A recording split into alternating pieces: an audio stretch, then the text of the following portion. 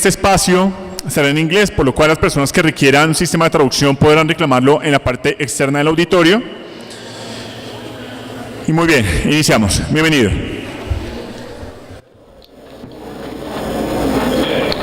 Buenos días, mi nombre es William Malek, soy vicepresidente de estrategias de infraestructura y voy a estar hablando acerca de la protección contra los ataques ciberfísicos. Eso quiere decir los riesgos que enfrentamos cuando mezclamos los sistemas de control industrial con la informática tradicional. Yo voy a estar hablando durante unos 45 o 50 minutos, entonces al final va a haber tiempo para hacer preguntas. Esta presentación está dividida en dos partes. La primera parte de la presentación va a hablar acerca de lo que es el Internet de las Cosas o el IoT y cómo es diferente de la informática y cuáles son los conflictos. Y en la segunda parte vamos a estar hablando acerca de unos estudios de caso de hackeos del Internet de las Cosas o del IoT que se dieron porque hubo una protección incorrecta en esa barrera, y al final vamos a hablar de un par de cosas que podemos hacer para mejorar las cosas. Entonces vamos a empezar. ¿Qué es el IoT, el Internet de las Cosas? Esto no es nuevo, es un nombre nuevo que se le da a algo muy antiguo. Los sistemas de control industrial datan desde los años 60. Y entonces se llamaban controladores de lógica secuencial y después los programadores lógicos programables o los PLC. Esta es una forma muy temprana de los sistemas de control industrial. Ahora, inicialmente estos dispositivos tenían licencias de propiedad intelectual muy estrictas. Los protocolos eran únicos para cada empresa y en algunos casos eran únicos a cada dispositivo. La compañía ADD, Asiva Brown Boveri, tiene más de 30 protocolos con licencia que se comunican con sus tecnologías de control industrial. Puse todos estos nombres aquí para enfatizar la diversidad y la diferencia entre el lenguaje del ingeniero industrial y el lenguaje de todos los demás. Lo último, los dispositivos electrónicos inteligentes se les llama IED en la literatura. Para quienes vivimos en el siglo XXI, que no somos ingenieros industriales, un IED pues se podría también interpretar como un dispositivo explosivo improvisado, y hay que entender que esto no es a lo que estamos haciendo referencia. Entonces hemos pasado por esta evolución ya durante 70 años, hemos estado utilizando esto ya durante mucho tiempo, pero solo recientemente con la segunda y tercera generación de los sistemas de control industrial que hemos empezado a ver cómo se funden esas distintas áreas. Este es un sistema de una configuración de configuración típica. Se toma de un libro del señor Weiss que se llama el libro acerca de los sistemas de control industrial. Este libro tiene unos 14 años, pero es el mejor libro que existe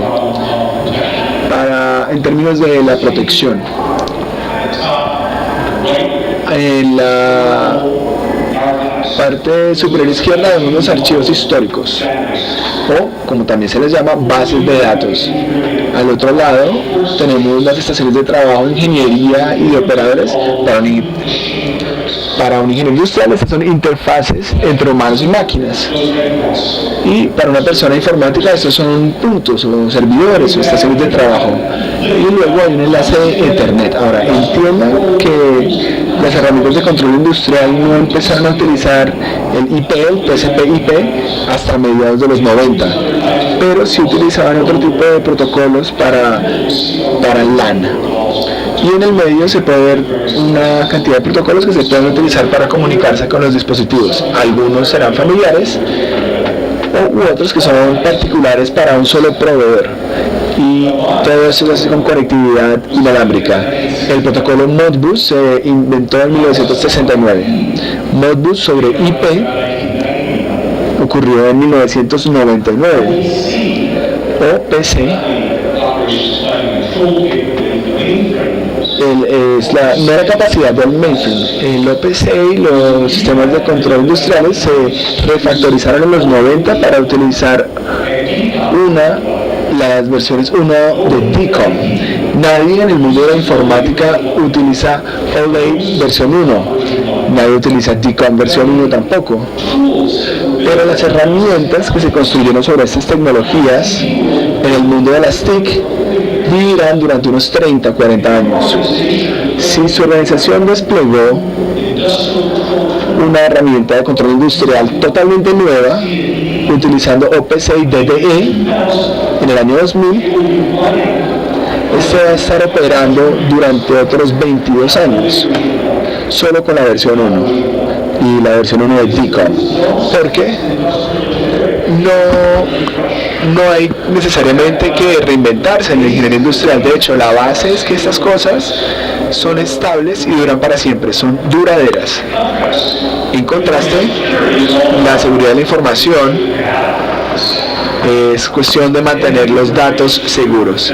Ese es el mandato de la seguridad de la información. La información no se va a perder, no se va a cambiar, ni se va a revelar indebidamente. Es decir, que la información tiene que ser confidencial. Ahora, esto no le dice nada a un ingeniero industrial. La idea de que se podría reiniciar un sistema, un ingeniero industrial nunca consideraría esto. Esto es como reconstruir una planta de energía.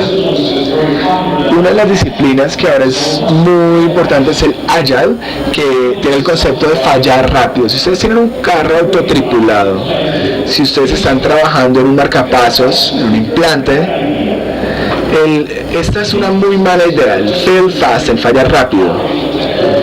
Los principios de la ingeniería son seguridad y preservar el servicio. Cuando el objeto falla, debe fallar de manera que no cause riesgos o daños a las personas o a la propiedad. Y esto es algo totalmente distinto a lo que piensan las personas del mundo de la informática. Tenemos un modelo formal, el 74982. Este es el que define el TCP/IP. La versión 2 aplica principios de seguridad y nos dice dónde se pueden integrar a la infraestructura de seguridad de red.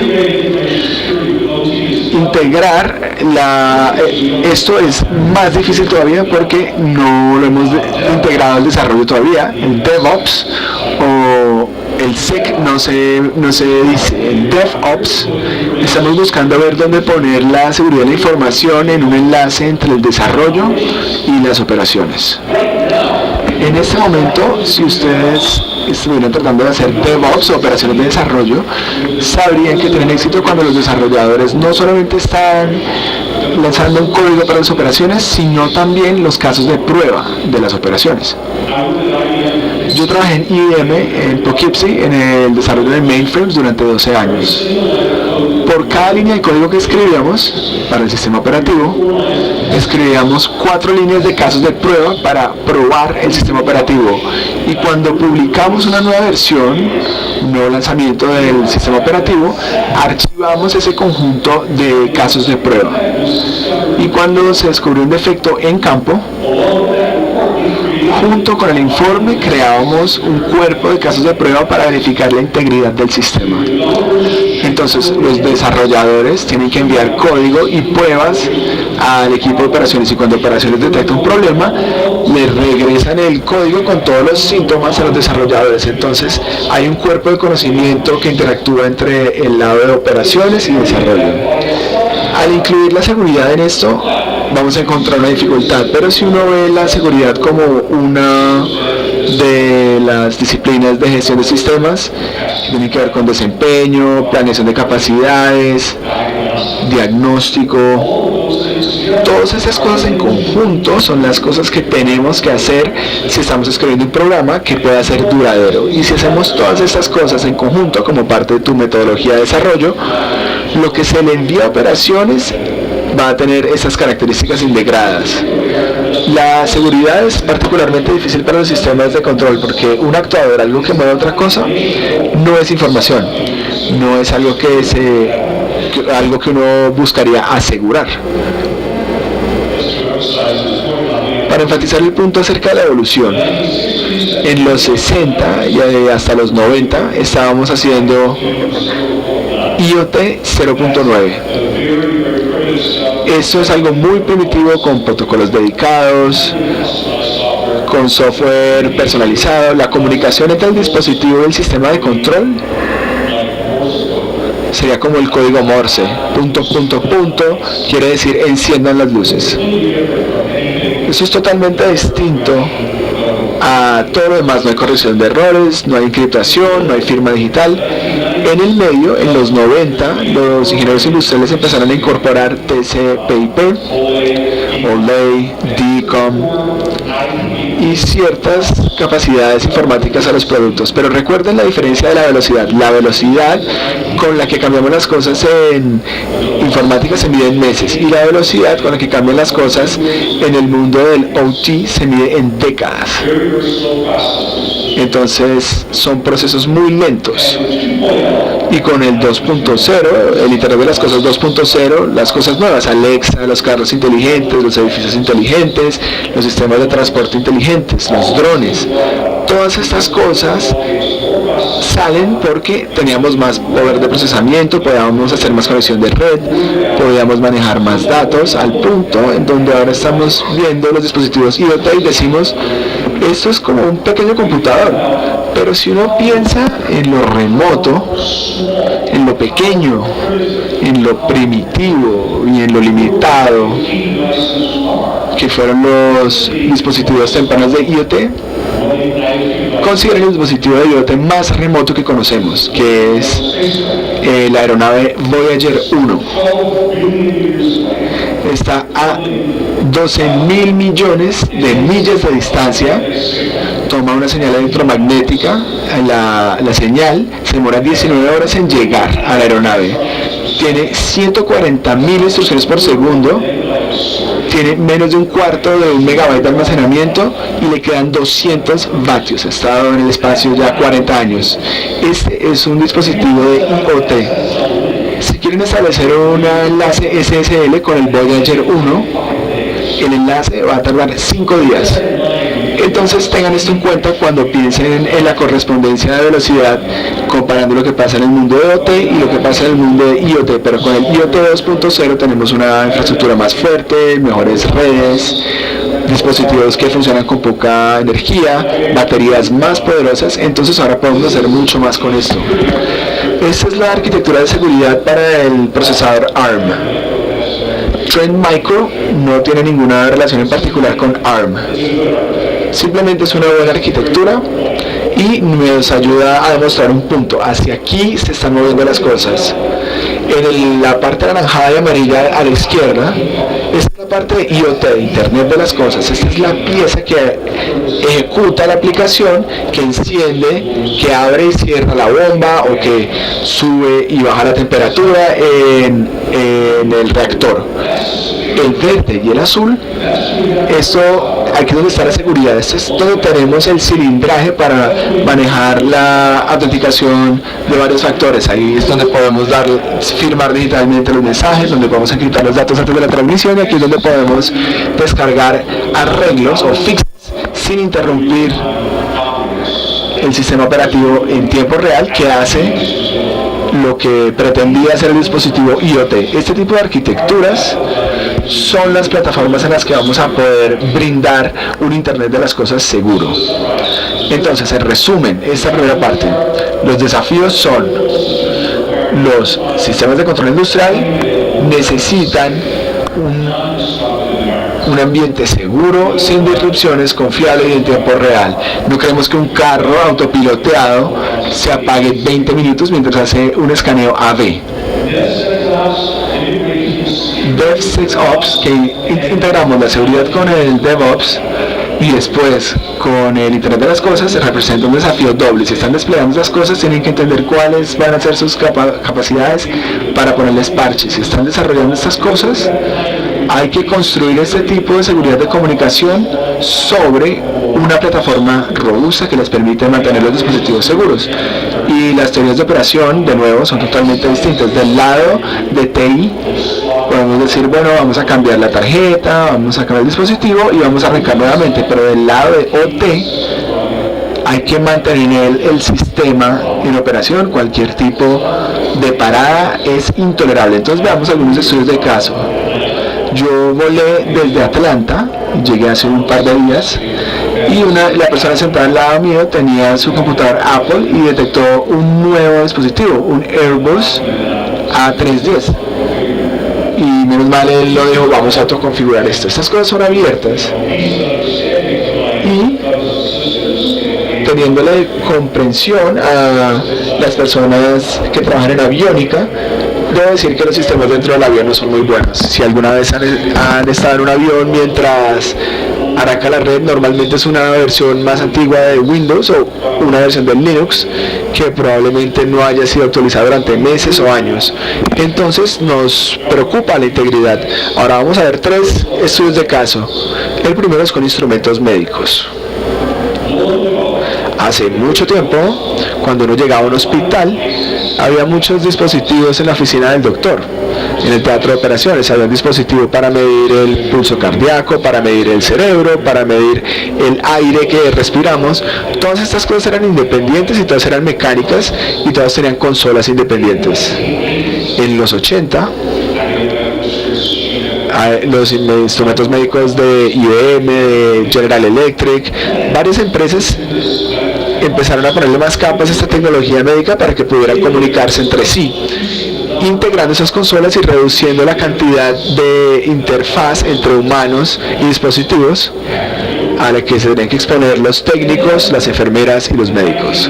Y luego en los 90 las personas empezaron a buscar la manera de reestructurar sus empresas, cómo hacer una optimización de los procesos de negocio y hacer una reingeniería a la corporación, no ponerles parches, sino quemarla y empezar desde cero. Entonces alguien tomó este mensaje y dijo, deberíamos conectar toda la información. Es importante para este hospital que las personas en el departamento de facturación tengan acceso en tiempo real a las máquinas de los electrocardiogramas, y uno se podría preguntar por qué. Yo muchas veces pregunto por qué, pero a alguien le pareció una buena idea. Entonces los hospitales tenían redes totalmente planas con los dispositivos médicos, las camas, los monitores, que se podían acceder desde los sistemas administrativos. Pero desafortunadamente esa red plana implicaba que podrían darse defectos y nos encontramos con algo como el WannaCry. ¿Alguien no conoce el WannaCry? Este es un hospital en Taiwán. Esto fue lo que pasó. No está mejorando.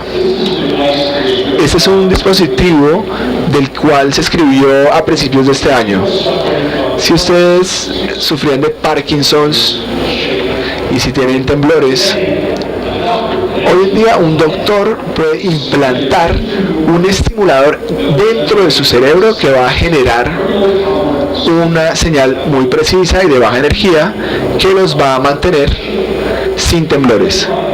Si sufren de dolor crónico, hay una tecnología similar que puede bajar el dolor. Este dispositivo tiene una antena, un transmisor. Las partes cuestan $40. Con este dispositivo una persona puede modificar ese comportamiento, el comportamiento del implante. Puede causar que el individuo no pueda hablar, puede causar que no se puedan mover y puede poner su vida en riesgo, y son solo $40. Y la razón es que el estimulador está abierto completamente, no tiene encriptación, utiliza el Wi-Fi común y corriente, no tiene ninguna protección, no tiene ninguna autenticación, y están tratando de arreglarlo. Segundo estudio de caso, puertos y comercio marítimo. Los puertos son interesantes porque son como una pequeña ciudad. Entonces un problema que se tiene en un puerto es similar a un problema que se encuentra al tratar de diseñar una ciudad inteligente. Hay tráfico entrante y saliente, hay personas de distintas industrias con distintas habilidades que trabajan juntos para cargar o descargar el contenido de un barco, y todas las tecnologías que están utilizando son primitivas, no están coordinadas y no son seguras. Los riesgos de los envíos incluyen la posibilidad de que haya algún problema con la carga en el barco, que haya problemas con el GPS, de manera que el barco, a medida que va cruzando por el Atlántico, puede ir escribiendo feliz cumpleaños, por ejemplo, o puede dañar la cadena de suministros, que fue lo que pasó con NotPetya, por mencionar uno entre muchos. Entonces, cuando un barco llega a un puerto, los mayores contenedores llevan 21.000 containers. En un puerto totalmente automatizado se pueden cargar y descargar, un contenedor por minuto. Una grúa, de manera automática, toma un contenedor, lo pesa, le consigue el documento de envío electrónico, decide en qué lugar del barco va a tomar un contenedor desde la cubierta del barco, lo va a poner en el camión correspondiente y de ahí sigue su ruta. El único ser humano en ese proceso es la persona que conduce el camión. Todo lo demás es completamente automatizado. Y aquí hay algunos de los riesgos a los que quedamos expuestos. Si se carga un lado del barco con demasiado peso, el barco se va a caer. Si se ponen los contenedores más pesados en la cima y los contenedores más livianos en la parte de abajo, el apilamiento de contenedores se va a derrumbar. Y en estos barcos grandes, este apilamiento puede ser de 14 contenedores de altura. Si hay problemas con el sistema de carga, el barco se podría partir por la mitad. Esta gráfica describe cómo puede ser un sistema que ha sido sujeto a un hackeo. Estas son las dos puntas del barco y la línea azul punteada, dice cuál es una cantidad de peso segura en esta parte del barco. El sistema fue hackeado, entonces está informando que la carga está distribuida a lo largo de la línea verde, entonces todo está bien. Pero como fue hackeado, la distribución real de la carga es lo que se ve con la línea roja. Esto supera el umbral seguro y el barco se puede partir por la mitad. El tercer estudio tiene que ver con los hackeos a la generación eléctrica. Mi hijo fue un oficial en un barco del ejército de los Estados Unidos que iba desde San Diego hasta Hawái. A los 2 días de zarpar se dañó uno de los generadores. Ahora, cuando uno repara un generador, hay que verificarlo antes de volver a ponerlo en servicio. Y la manera de revisar un generador es: se conecta a lo que se llama un null bus o un bus nulo. El fin de este es que el generador llegue a su velocidad y que pueda prestar una cierta cantidad de electricidad, pero no está conectado a nada, simplemente está generando electricidad. Es como arrancar el motor antes de meter un cambio. Ahora, cuando uno quiere conectar el generador a la red eléctrica, hay que tener cuidado. Estos tienen que corresponder. La energía eléctrica sube a 120 voltios y luego baja a menos 120 voltios y luego vuelve a 0. Esto es un ciclo. En ciclos de corriente alterna, esto pasa 60 veces por segundo. Si uno conecta un generador a un sistema sin que haya una correspondencia con la carga, el generador va a bajar mientras que la red eléctrica va hacia arriba. Y lo que pasó en el barco donde estaba mi hijo es: cuando trataron de someter ese generador a pruebas, lo conectaron a un bus que estaba en vivo, que lo conectaba a la fuente eléctrica del barco y se estallaron la mitad de los relés del barco. Ahora, si ustedes han estado alguna vez en un barco sin electricidad, es un problema muy grande. Tuvieron que poner ventiladores en las puertas solo para mantener la temperatura lo suficientemente baja para que las personas puedan dormir. Si ustedes conectan un generador a una red eléctrica que no está en fase, la red eléctrica va a destruir el generador. Esto ocurrió en Ucrania. La vulnerabilidad se llama lack energy o la falta de energía, y el ataque se llama Aurora. Lo que pasa en un ataque Aurora es que se abre el breaker, el interruptor, para que el generador pierda la sincronización con la electricidad y luego se cierra el circuito y ahí se daña el generador. Lo que pasó en Ucrania fue que los criminales abrieron los interruptores, no los cerraron, simplemente los abrieron. Y también utilizaron un malware llamado KillDisk para destruir el software de los controladores locales. Entonces, para arreglar esto, lo que tuvo que hacer Ucrania fue que tuvieron que ir a cada generador, tuvieron que reinstalar el software, tuvieron que sincronizar manualmente el generador con la red y luego reconectarlo. Este proceso tardó días y en algunos casos incluso semanas. Si los atacantes, Trend Micro no hace atribución, otras fuentes han dicho que fue Rusia, pero si Rusia hubiera hecho un ataque completo, hubieran abierto los circuitos, hubieran permitido que hubiera una desincronización y luego los hubieran vuelto a cerrar. Y esto fue lo que pasó en una planta eléctrica en Rusia. En esta fotografía hay 7 personas, sin contar al individuo en la parte de arriba, cuyas piernas alcanzamos a ver. Esto fue una de las docenas de turbinas en la planta hidroeléctrica más grande de Rusia. Esta se salió del piso. 75 personas murieron en este accidente. Durante las primeras 3 horas, Rusia pensó que los Estados Unidos era responsable de esto. Ellos vieron el tráfico entre el centro de control, que estaba a 200 millas de distancia, y la planta eléctrica como tal, y se dieron cuenta de que ellos se habían hecho esto a ellos mismos.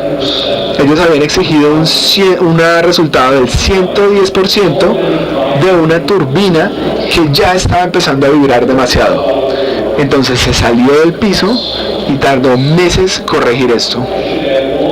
También debería decir que todo el material que les voy a mostrar tiene documentación que les voy a mostrar al final de la presentación. Hay videos de cómo se vio este accidente. El punto es que cuando uno está jugando con la red eléctrica, no puede tener redes planas. Hay que tener conciencia de lo que está pasando en términos de entradas y salidas, y los ingenieros industriales no piensan de esta manera.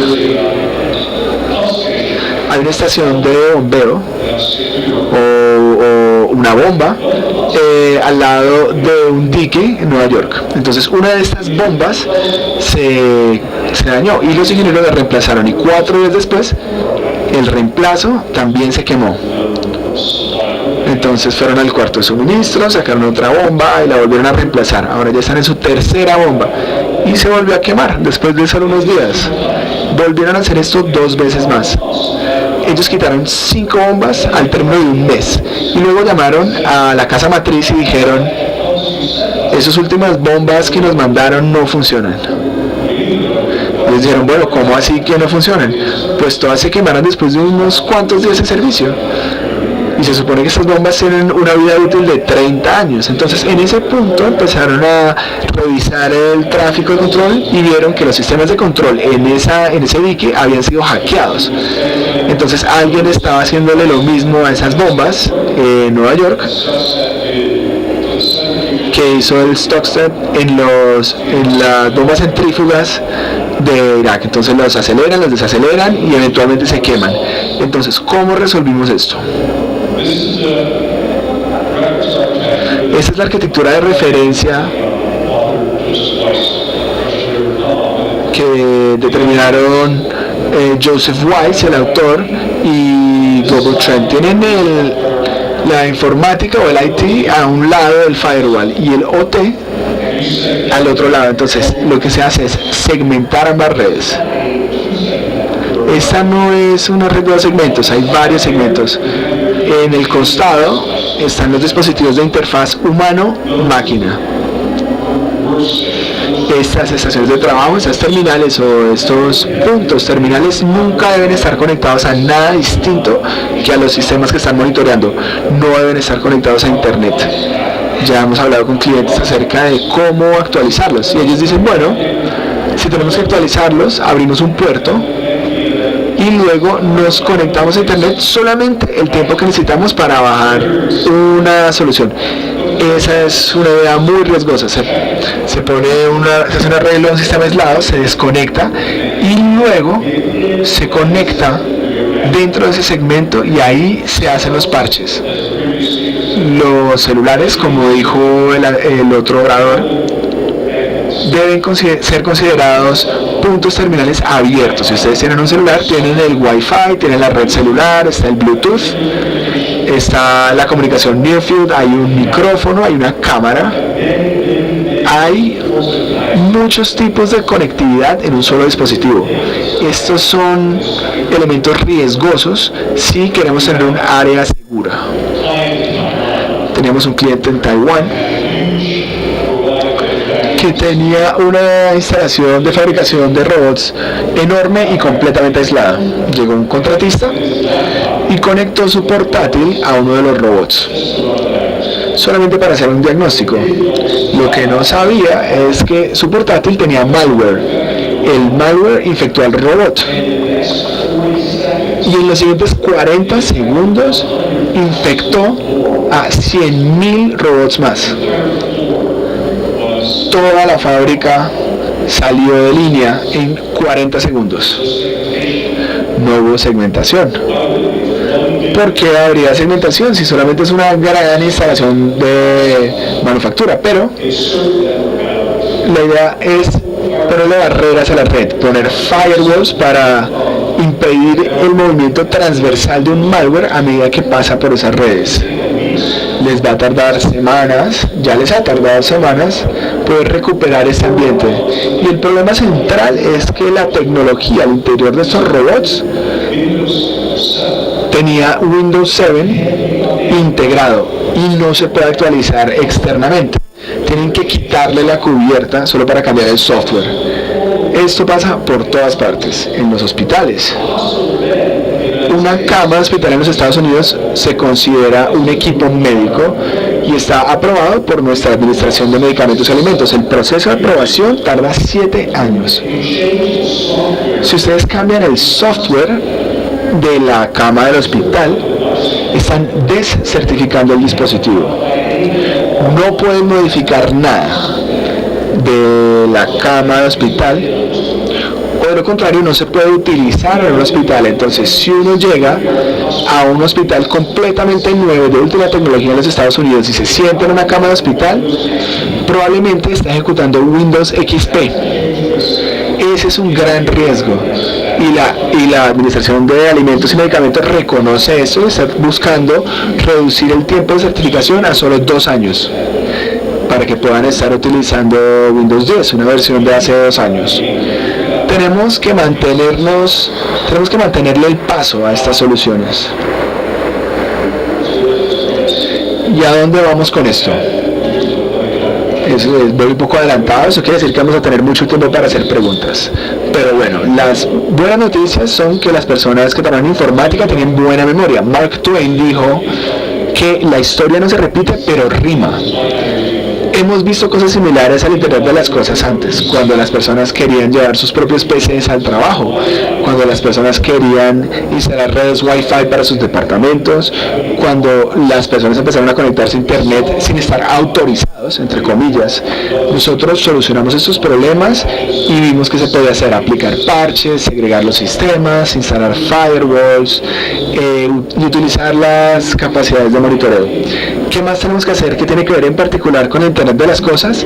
Sepan qué están ejecutando, hagan un inventario de sus sistemas, categorícenlos según su fecha de actualización y qué tan fácil va a ser actualizarlos en el futuro. Es decir, que van a tratar de ejecutar Discovery, y hay herramientas como Showdown que les dirán qué dispositivos son visibles por fuera de su empresa. Hay herramientas de gestión de activos para determinar qué tipo de tráfico hay que actualizar los dispositivos más débiles cuando sea viable. Uno no puede viajar al Voyager 1 para arreglar el software, pero en la medida de lo posible tenemos que utilizar cosas más nuevas cuando se puedan actualizar las redes y las capacidades, y tienen que brindar apoyo a la arquitectura. Si ustedes crean Internet de las cosas, utilicen tecnología y utilícenla bien. Si ustedes son consumidores del Internet de las cosas en volumen, exíjanle a sus proveedores que les den plataformas que se puedan asegurar. Y también tiene que haber un plan para los mandatos normativos. El mes pasado, la legislación del estado de California aprobó una ley exigiendo que los dispositivos IoT tengan contraseñas fuertes. Y hay gente que se queja, que dice que esta ley no va lo suficientemente lejos. Y hay gente que dice que el gobierno no tiene ni idea cómo asegurar esto. Entonces, ¿quiénes son ellos para decirnos a nosotros? ¿Cuál es la lección que nos enseñó la historia? Piensen en los automóviles. Los automóviles se desarrollaron a finales del siglo XIX. No teníamos señalización en los Estados Unidos. Esto empezó más o menos en 1915. Si ustedes querían buscar combustible para su carro, tenían que ir a una farmacia a comprarla porque no existían las estaciones de servicio. La idea de darle licencias a los conductores no ocurrió sino hasta principios de 1920. Los seguros para automóviles no empezaron sino en los 40 y 50 y los cinturones de seguridad surgieron en los 70. Y la lista continúa. Esto no lo vamos a solucionar hoy ni esta semana. Pero ya conocemos este tema, ya hemos visto esta película y sabemos qué tiene que pasar para que lleguemos allí. Y por eso tenemos optimismo. Yo mencionaba estas referencias, este es el libro de Joe. Aquí está la historia de los neuroestimuladores, está la discusión acerca del incidente en el dique. De hecho hay un video en YouTube, pero tiene muchas anotaciones, tiene mucho texto, incluyendo los informes de ingeniería en ruso original y la traducción al inglés, y para saber cómo ocurrió y cómo determinaron que era un problema interno y no un problema que venía desde fuera. Y esto me lleva muy rápidamente al final de mi material, entonces con todo gusto responderé a sus preguntas. Muchas gracias.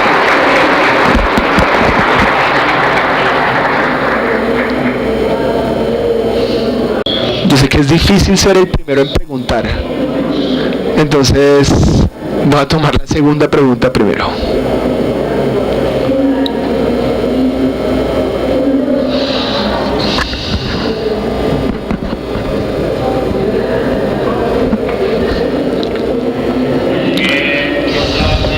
So, what do you know about cryptojacking for biomedical devices? El cryptojacking quiere decir algo como ataques con ransomware. That's using cryptocurrency mining in medical devices. Los dispositivos médicos y todo lo demás. Tengo un termostato Nest en mi casa. No es un dispositivo muy poderoso, pero hasta hace poco no era un dispositivo protegido. El software de minería de criptomonedas se puede poner en cualquier cosa, en su teléfono, en un termostato, puede estar ejecutándose en su Smart TV o en el radio de internet. Esto es un gran problema. Y la mayoría de los individuos, de los propietarios de hogares, los ciudadanos de a pie, no tienen ni idea qué hacer al respecto. Esto es un gran problema. Las personas descubren que los dispositivos pierden, se les acaba la batería en una hora y se preguntan por qué está caliente, y eso es porque está operando sin parar, resolviendo problemas matemáticos avanzados para minar criptomonedas para la persona que nos está haciendo este mal. Un cliente hizo un escaneo de su ambiente de Internet de las Cosas y vio que no solamente había minería, sino que había toda una red de comando y control que operaba en su ambiente de IoT o Internet de las Cosas. Entonces sí, es un gran problema y es un problema que no se va a ir. En julio de este año, Trend Micro publicó su informe de seguridad y vimos la tasa de incremento del phishing, de los correos empresariales comprometidos y la minería de criptomonedas, y todos iban en ascenso. La minería de criptomonedas no estaba subiendo tan rápidamente, el ransomware está subiendo un poco más rápido porque están encontrando nuevos objetivos. Entonces es un gran problema para los dispositivos médicos y para el Internet de las cosas en general, y para el uso del Internet de las cosas en el hogar. Muchas gracias por su pregunta.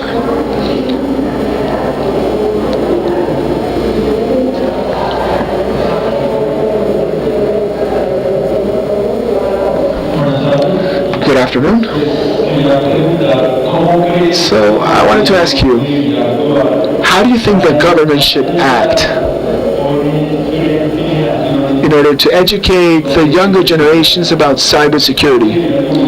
So how should the government approach this task so that we can teach children at a very, very early age about cybersecurity issues? Gracias por esa pregunta. Es una pregunta extremadamente importante. Yo creo que hacerse adulto debería incluir cómo cocinar, cómo lavar ropa, cómo manejar y cómo mantenerse seguro en Internet. Y yo creo que eso debería ser parte del plan de estudios de los colegios. Ahora, nosotros nunca nos hemos visto antes, no nos conocemos.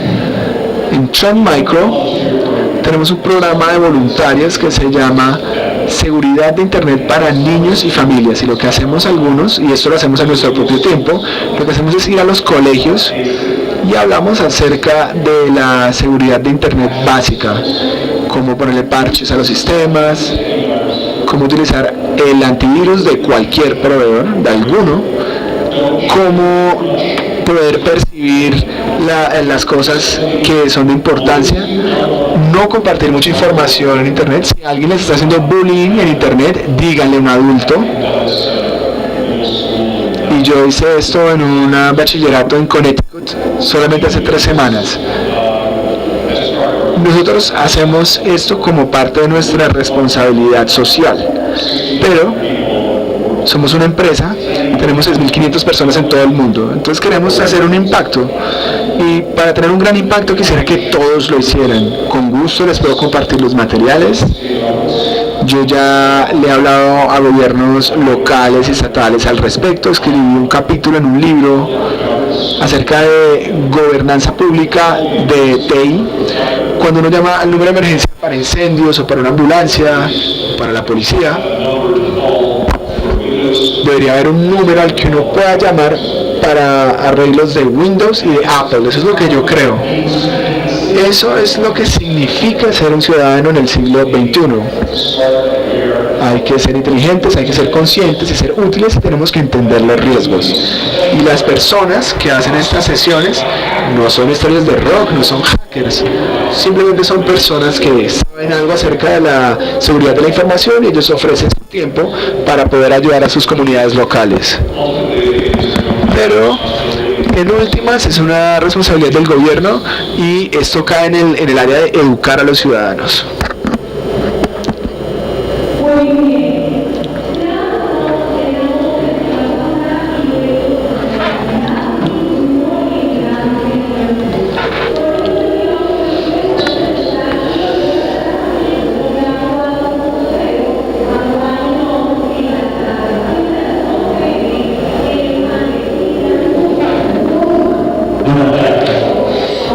Good afternoon. My question is the following. In Latin America and Colombia, what do you think our security level is? And how much information do our governments exchange with you? Thank you.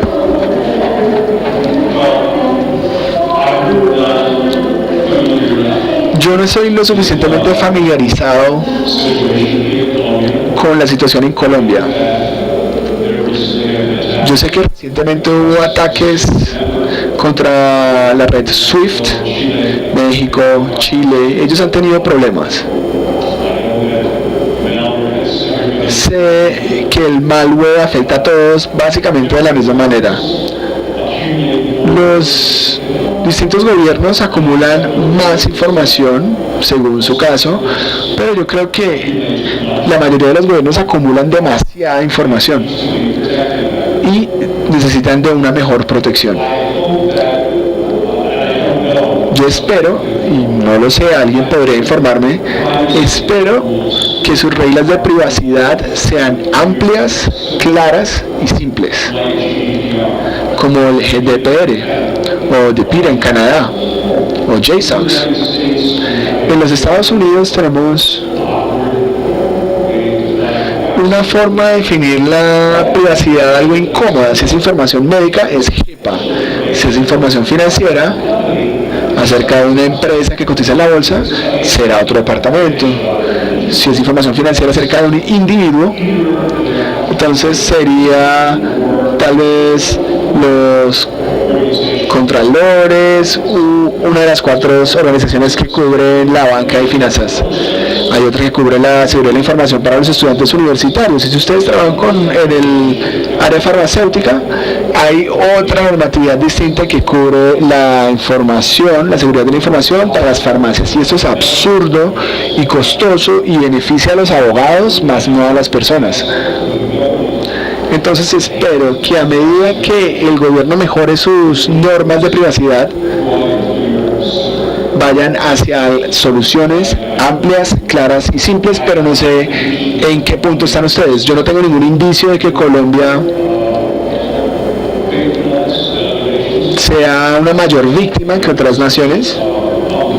Sé que en una publicación reciente acerca de ataques, un informe que publicamos en julio, sé que Brasil tuvo una tasa significativa más alta de correos de negocios comprometidos. Parece que fuera de su jefe que les está escribiendo: nos ganamos un negocio en Bielorrusia, necesito que le mande un cheque de $50,000 a tal persona, aquí está la información. Ese tipo de cosas se dieron en Brasil. Por alguna razón los hackers están atacando mucho a Brasil. Estaban China, Estados Unidos y otros países europeos, pero creo que Colombia no se destacaba de ninguna manera en este informe. Pero es nuestra responsabilidad como personas que trabajan en seguridad. Tenemos que asegurarnos de que los sistemas tengan parches y tenemos que saber que los usuarios tienen la capacitación necesaria. El día cero es como 0.2 partes del 1%, y la mayoría de los ataques se dan por el phishing, por el spam, por los correos. Entonces la mayoría de los casos se dan por una falta de conciencia por parte de los usuarios, y las organizaciones tienen ciertas técnicas que pueden emplear. Pero para volver al punto que mencionaba este caballero, yo creo que el sistema educativo tiene que preparar a las personas. Hay software que yo no conozco. Yo estoy en Facebook, yo tengo una cuenta en AOL, estamos en Instagram, en Snapchat. Yo ni siquiera he instalado estas aplicaciones. Entonces hay varias culturas. Muchas gracias por su pregunta. Muy bien, por temas de agenda culminamos acá. Igual pueden acercarse a nuestro experto para hacer una pregunta personalizada. Muy bien, agradecemos a William Maric su participación en Colombia 4.0 con un fuerte aplauso.